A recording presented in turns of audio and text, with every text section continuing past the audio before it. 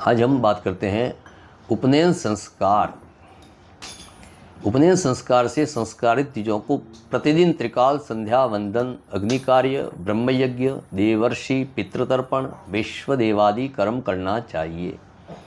इन कर्मों के द्वारा ब्रह्म तेज वृद्धि होता है। संध्या वंदन के माध्यम से शरीर, वाणी, मन, हस्त, पाद, शिश्न, उदरादि इंद्रियों से जो पाप हो रहा है उससे शुद्ध होकर अमृत योनि की ओर लेने के लिए परमात्मा को प्रार्थना करते हैं।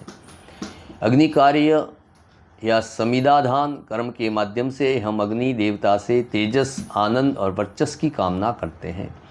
ब्रह्म यज्ञ के द्वारा वेद मंत्रों को वीर्यवत्तर तथा कंठस्थ कर रखते हैं। देवर्षि पितृतर्पण के माध्यम से हम देवर्षि पितरों को तृप्ति प्रदान करके धन संपत्ति तथा वंश की अभिवृद्धि करते हैं। विश्वदेव के माध्यम से सभी जीव जंतुओं के भोजन प्रदान करके तृप्त करते हैं। संधो भव संध्या, संधि काल में किए जाने वाले कर्म को संध्या कहा जाता है। सम्यक धीयते इति संधि, अच्छी तरह से ध्यान करने को संधि कहते हैं। संधानम एकत्र संधि, आत्मा परमात्मा का एकत्रीकरण रूप संधि है।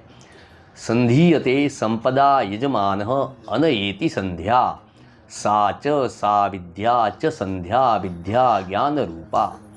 उपासक को मोक्ष रूप संपत् शक्ति संध्या के माध्यम से प्राप्त होता है। ये विद्या का ज्ञान स्वरूप जानना चाहिए। अहरह संध्यामुपासित यस्य संध्यामुपास्ते ब्रह्मेव भवति इति श्रुणि। श्रुति घोषणा करती है कि संध्या करने वाला उपासक ब्रह्म स्वरूप होता है। संध्यायामुपासते ये तु सततं संस्थिता व्रताः, विधूतपपास्ते यान्ति ब्रह्मलोकम सनातनम।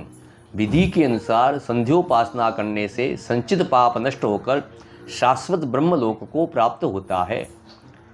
इसलिए प्रत्येक द्विज अर्थात ब्राह्मण, क्षत्रिय और वैश्य तीनों को संध्या करनी चाहिए और कम से कम ब्राह्मण को तो करना अनिवार्य है।